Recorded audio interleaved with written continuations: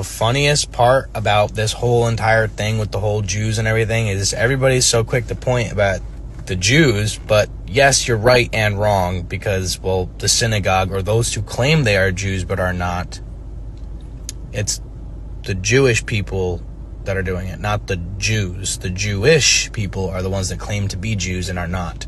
The ones that say that they are of Semitic descent, when, well, Semitic was Middle Eastern or dark-skinned Hebrews.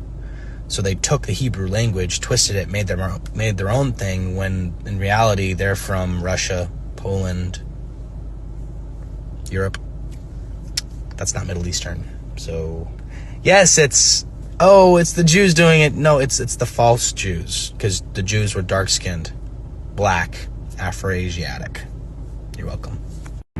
Hey, Shalom, it's your brother Yonathan, all right? First and foremost, I want to give all praises to the Most High, Yahweh, Bahashem, Yahushai, Bahashem, Rakah, Wadash. I want to give double honors to the apostles and the elders of Great Millstone. I want to say Shalom to all the brothers and, of course, the few sisters pursuing this truth in sincerity, all right? May the blessing of election be upon your house. Now, in that clip, a lot of what the guy said, well, what he said was true.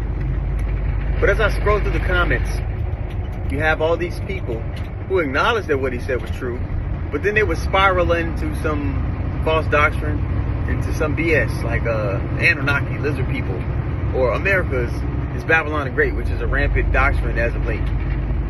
Well, a lot of those people who say America is actually Israel, or the Holy Land, what they don't get, what they're confusing, I'll say, is the 10 tribes coming over here, and this is written in 2nd Ezra, the 13th chapter, 40 on down, I think like 42, 43 maybe.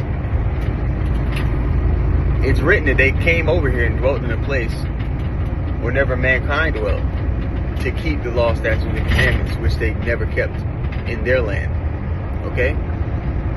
And a lot of those 10 tribes originally were much darker complected. So you got a lot of Jake just like, oh, you know, this is actually our land. This is the home. This is the Holy Land. No, this is the place where all 12 tribes will be oppressed together.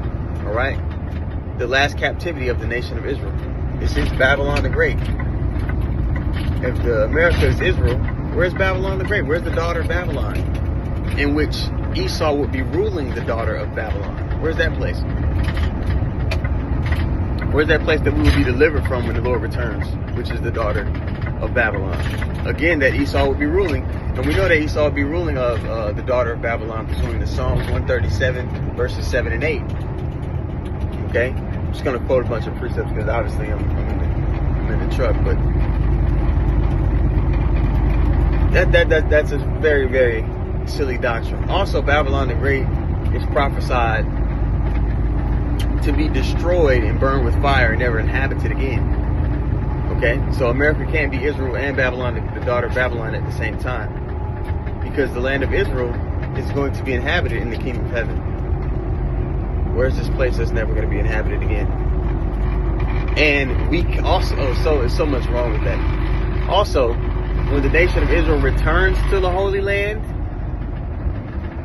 there's particular things that are going to be happening. So we were in the Holy Land already. There will be particular things going down prophetically through the scriptures. But, you know, our people are simple. But back to the point. That's just a little tangent. But what the guy said in the clip is true. And we're going to prove it through the scriptures. I'm going to quote some scriptures for you to go read and check out for yourself. And, you know, just to validate this. Okay? When you go to Ezekiel 36 and 5, it tells you that the Idumeans were Edomites. I think it's H 1, 2, 3. It tells you that they would appoint the Holy Land into their possession. Okay? Now, consider this as well. It also tells you in the scriptures, you can go to 2nd Ezra 6 and 9. It tells you in the scriptures that the Edomites will be ruling the final age before the Lord returns. Okay? So that, in conjunction with Ezekiel 36, lets you know not only would the Edomites appoint the Holy Land into their possession, and a bastard will be dwelling in Ashdod, right? But that land will continue to be in their possession until the Lord returns. Okay? So the people in the Holy Land are not the bloodline descendants of Jacob. Okay? They're the Idumeans who appointed the land in their possession. They're converts. They're masquerading as the family of the heavens. Now, what most of the general public or general populace doesn't get is they're confusing those people, because there's a lot of slander going towards the small hats, as it should be. All right?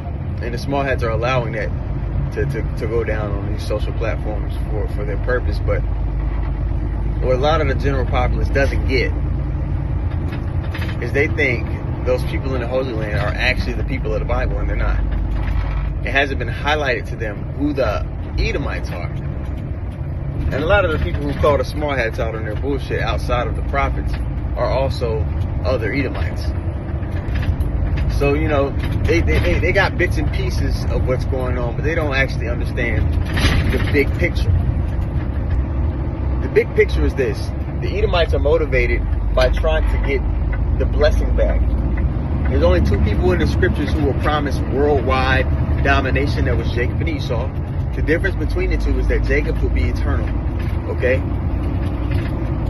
And when Jacob began to rule that final age, they would be changed. That whole family of people would be changed to be immortal and be likened unto gods upon the earth. Lowercase g. Okay? Now, when you go to Micah 2, it tells you that when the nation of Israel returns into the Holy Land, there will be no more war from any of the nations. There will actually be a great demilitarization. It talks about them beating their swords into plowshares, agricultural tools. Okay? Right now, the reverse of that is happening. Right now, Joel the 3rd chapter, is going down. All the nations are beating their plowshares into swords. They're militarizing. Japan, which hasn't militarized since World War II, has been militarizing. So Joel 3 is going down right now. All the nations are gearing up for war. All the nations are picking a side. All the nations are trying to figure out how to insulate themselves from the great crash that's about to happen, the great economic crash, so that they could transfer smoothly into the new digital currency age that the elites are trying to set up. So the Great War of Armageddon is about to happen. And who's going to win that war? Well, the scriptures talk about the Lord intervening in the midst of World War III, 2nd Ezra, the 13th chapter.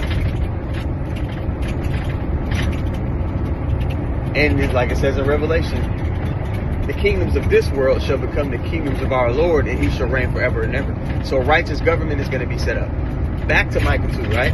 So you go back to Micah 2, and it talks about all the nations at the beginning, verses 1 and 2. All the nations deferring to the nation of Israel to learn righteousness, to govern themselves, to learn right from wrong, how to operate in this new world that's going to be established, this new world order in righteousness. All right?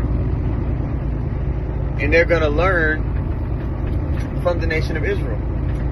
All right? Members of the elect are going to be set over all the regions of the earth. And they're going to defer, because the members of the elect and all of the nation of Israel are going to have the laws written within their inward parts. So they're going to be like little temples wherever they go. They're going to be bridgeways back to the source wherever they go. All right?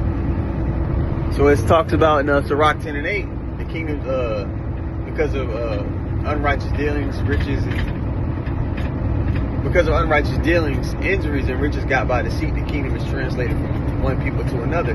So a transfer of rulership is going to be established, and the righteous are going to rule. So like it says in Proverbs 29 and 2, when the righteous beareth rule, the people rejoice. Right now the people are mourning. Okay? So at the end of the day, this changing of the guard, so to speak, is going to be beneficial to every living organism upon the earth, except for the Edomites. Because pursuant to Obadiah 1 and 18, after they serve their captivity and building up the kingdom of heaven, because they have to go to jail for all the things that they did, all the wicked, evil things that they did. We don't even know the half. The Lord can't let us know all the things they did, because we would lose our minds in this place. All right?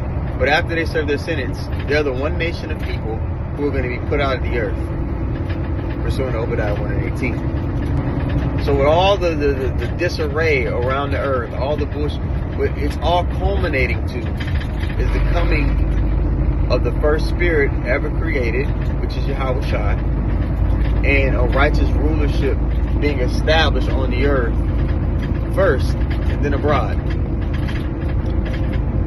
Righteousness going forward. The earth operating at full capacity. Okay? All life operating at full capacity. That is the big picture. That is the culmination of what's going down.